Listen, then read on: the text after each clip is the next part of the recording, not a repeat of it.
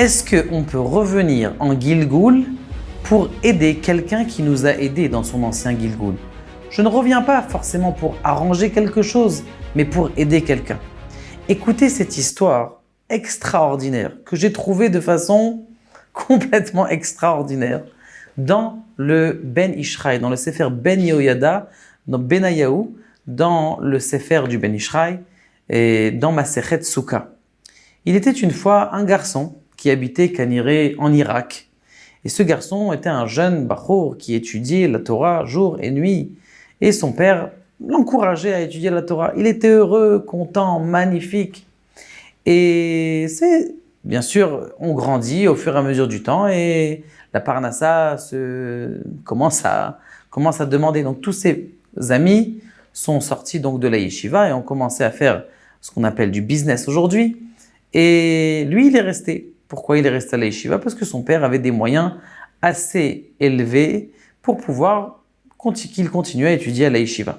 Par contre, ses amis sont venus le voir et lui ont dit « Qu'est-ce que tu fais? Encore t'étudies la Torah? Laisse tomber. Viens, tu vas voir ce que tu as dans le monde. Tu sais que si tu vas en Turquie, tu peux acheter des choses que ici, tu peux revendre 4 fois le prix. Prends une somme chez ton père.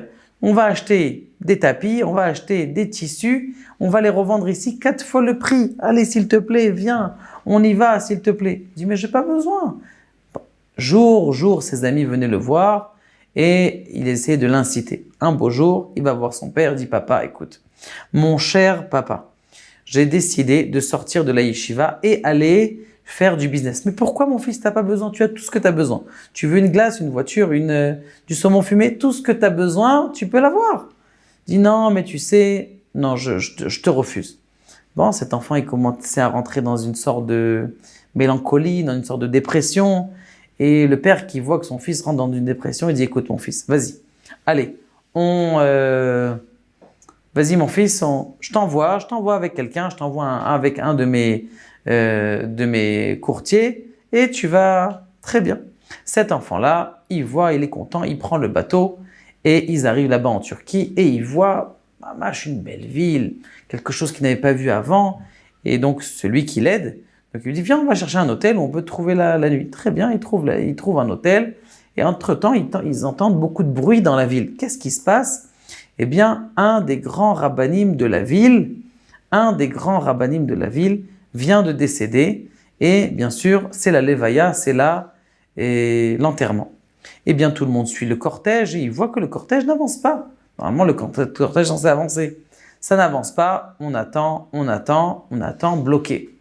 Il ne comprend pas et il décide d'aller voir qu'est-ce qui se passe. Il va jusqu'au devant de l'enterrement et il voit un monsieur qui crie « Pourquoi vous enterrez ce grand tzaddik? Même si c'est le grand tzaddik, il me doit de l'argent, c'est pas normal. » Et lui, comme ça, il dit « Monsieur, s'il vous plaît, excusez-moi, qu'est-ce que vous avez ?» Il commence à rentrer dans les embrouilles, comme on dit. Et quel est votre souci? Dit le grand rave en question, c'est peut-être un grand rave, mais il me doit de l'argent, il m'a prêté de l'argent. Il dit pourquoi il vous a pas rendu? Je sais pas. Il demande aux gens, il dit écoutez, sa maison elle a brûlé et il est mort et c'est pas qu'il voulait pas, c'est que c'est pas de sa faute. Il dit, combien est-ce qu'il vous doit? Il me doit 2000, je sais pas, 20 000 $. Très bien. 20 000 $, monsieur, je peux vous les payer et on laisse enterrer le tzaddik. C'est pas normal que le tzaddik il reste comme ça, jeté par terre sans qu'il ait son enterrement. Pas de problème, si vous payez, il lui sort tout de suite des billets et il lui donne l'enterrement.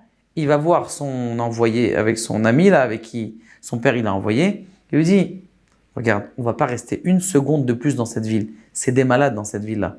Quoi? Parce que le grand tzaddik, il n'a pas payé. Il n'enterre pas, il aurait dû le virer. Ils savent pas se comporter. Comme ils savent pas se comporter, je m'en vais, on s'en va de cette ville. Illico presto, ils prennent le bateau, demi-tour, par le même bateau qu'ils sont allés, le même bateau ils sont revenus. Le père, qu'est-ce qui s'est passé?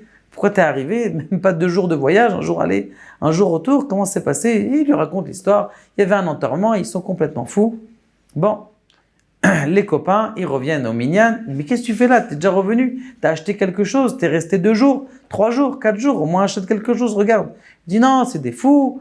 Moi, ça m'intéresse pas, cette vie-là. Mais au moins, tu serais resté 3 jours, 4 jours. Laissez-moi tranquille.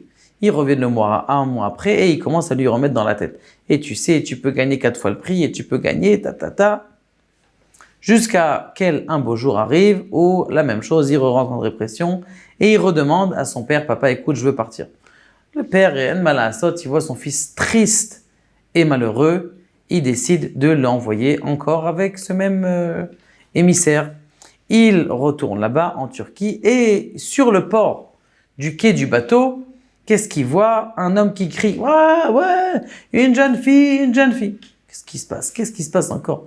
C'est quoi ces villes complètement bizarres? Je savais que c'est des fous, j'aurais pas dû écouter, je serais resté devant ma Gemara, ça aurait été mieux.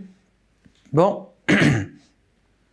il s'approche, il dit « J'ai une fille très jolie ici, cette fille très jolie ici, eh bien, je cherche à la vendre. » Il regarde la fille, il voit que vraiment c'est une fille qui a l'air d'être pieuse, une fille qui a l'air d'être gentille, une fille qui a l'air d'être pure, pas une fille comme ça qu'on est censé vendre. Bon, il lui dit, écoutez, combien vous la vendez? Il dit, je la vends 4000. 4000, j'achète. Il achète cette fille-là, il la sauve et il dit à son émissaire, à son aide, il dit, écoute, c'est vraiment des fous ici, j'ai acheté cette fille-là, on retourne, je reste pas plus une seconde ici. Depuis quand on vend des esclaves? C'est fini l'époque des esclaves, on s'en va. Bon, l'émissaire, il est content puisque c'était l'émissaire du père et donc il était là pour garder leur fils. Ils reviennent avec une fille à la maison. Et ce garçon, il continue à étudier, il comprend que l'incitation de ses amis était nulle et non avenue, et donc il continue à étudier. Un beau jour, son père vient le voir, il lui dit, écoute, la fille que tu as trouvée, a priori c'est une fille qui a des bonnes midotes, elle n'est pas juive, mais elle a des bonnes midotes, peut-être qu'on va la convertir. Il dit, je sais pas papa, fais ce que tu veux, ils vont voir les rabbanim, ils la convertissent, c'est une fille très très bien, et elle, de plus en plus, elle dit, moi j'ai toujours voulu devenir juive, j'ai toujours été très intéressée par la religion juive, mais d'où vous venez mademoiselle? Je suis la fille d'un roi dans une contrée lointaine. Alors il va voir son fils, il dit, écoute mon fils, cette fille, elle n'a pas voulu se convertir pour toi, elle a voulu se convertir, on l'a convertie, je pense que c'est une bonne fille, pourquoi tu ne rentrais pas dans l'alliance du mariage avec elle? Vous savez, en hébreu, on dit Kesher Shel Kayama, un nœud qui va durer longtemps. Alors le Rav Biderman, il pose la question, il dit pourquoi est-ce qu'on dit un nœud qui va durer longtemps? Pourquoi pas une colle qui va durer longtemps? Regardez quelque chose qui est très très beau. Il dit, lorsque tu fais une colle, chaque page, elle est l'une collée à l'autre sans se plisser. Mais quand tu fais un nœud, tu es obligé de plisser une corde, plisser l'autre corde. Et quand tu plisses l'une corde et l'autre corde, alors ça va bien tenir même plus que de la colle. Pour nous dire que dans le mariage, c'est ça. Si chaque personne, elle se plisse, chaque personne, elle se rabaisse, elle fait la concession devant une autre personne, devant son épouse ou son époux, eh bien, ça va faire vraiment un lien qui est extraordinaire. Je ferme la parenthèse et nous continuons notre histoire. Il dit d'accord, très bien, mais je ne peux pas me marier sans rencontrer son père. Viens, je vais aller voir son père. Il dit, écoute, mon fils, tu as raison, va voir son père, va demander en mariage chez ton père. Est-ce que tu sais où vous habitez? Oui, j'habite dans telle contrée et telle contrée. Le Ben Ishraï n'écrit pas c'est où la contrée, mais il les envoie en bateau. Malheureusement, le bateau est pris dans une tempête terrible. Le bateau va se casser et malheureusement, le bateau se casse. Tout l'équipage coule, mais par miracle, il y a un pêcheur qui est là, qui jette ses filets et qui attrape ce garçon et cette jeune fille-là, qui les attrape dans son filet et qui les monte sur le bateau. Il les amène jusque la contrée de leur père. Il dit, mais je vous connais, vous, mademoiselle. Vous êtes la fille du roi, vous êtes la princesse. Il dit, oui, en effet, je suis la princesse. Il dit, mais qu'est-ce que vous voulez pour que on vous dédommage, vous nous avez sauvé la vie? Il dit, écoutez, moi, je veux rien du tout. Je veux une chose, s'il vous plaît. Vous allez marcher pendant 3 heures, tout droit, dans ce chemin. Vous allez arriver au palais, votre père va vous trouver, il va vous marier. Le lendemain ou le soir du mariage, une fois que vous avez fini le mariage, je veux, s'il vous plaît, que vous reveniez tout seul, toi et elle, avec une pelle, avec 2 pelles. Si vous pouvez revenir, ma maison, elle est au bout de la forêt, vous n'allez pas vous tromper et c'est tout ce que je veux que vous me fassiez. Bon, ils arrivent, ma fille, qui t'a sauvé? On ne peut pas te raconter, on a été sauvé. Est-ce que, d'accord, je vais vous marier. Ils prennent un rave de la communauté, ils les marient, un mariage somptueux, tel d'un prince et d'une princesse, d'un roi et d'une reine.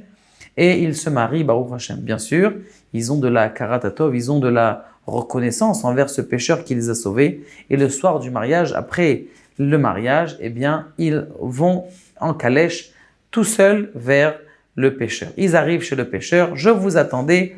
Merci que vous êtes venus. Est-ce que ça vous dérange de m'aider? Je dois faire un aquarium pour mes poissons. Faites-moi un trou, s'il vous plaît. Et ils commencent à faire un trou. Ils creusent le khatan et la kala le soir de le mariage. Ils se mettent à creuser. Ils disent ça suffit. Le monsieur, donc le pêcheur, rentre dedans. Il se pose à l'intérieur et il s'installe. Il dit c'est bon, c'est très bien. L'aquarium va bien marcher. Il dit maintenant, s'il vous plaît, je vais m'allonger. Juste si vous pouvez me remettre la terre dessus. Il dit mais comment on va pas vous enterrer vivant? Comment vous voulez que on vous enterre? Eh bien, il a dit écoutez, je vais vous expliquer ce qui s'est passé. Tu sais, mon cher enfant, tu sais, normalement, vous auriez dû mourir dans la tempête qui vous amenait jusqu'ici. Mais Dieu m'a fait venir d'en haut. Et moi, je suis le rave qui devait être enterré la première fois que tu es venu en Turquie. Et qu'il n'y a personne qui m'a laissé enterrer. Grâce à ton argent, c'est toi qui m'as enterré.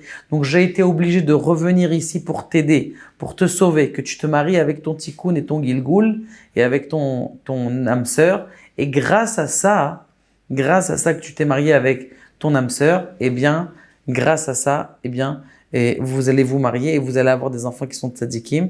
Et moi, j'ai été obligé de venir comme toi, tu m'as sauvé. Maintenant, vous devez finir votre, entre guillemets, votre devoir et vous devez m'enterrer. Je vais mourir ici parce que tu devais m'enterrer et c'est ce que tu vas continuer à faire.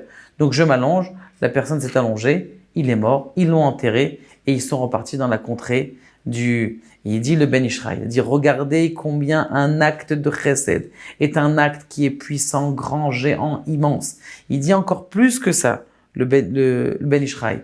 Il dit que même si quelqu'un il fait un acte de chesed de façon intéressée, c'est-à-dire parce que il veut qu'il y ait marqué dans la chaîne, voilà, aujourd'hui le cours il a été dédié par le don de tel et un tel, Avraham ben Yosef, même si c'est marqué ça, du fait qu'il a fait du chesed, même si c'est intéressé avec son nom, eh bien, ce chesed, cette bonté, elle reste à tout jamais dans le monde supérieur.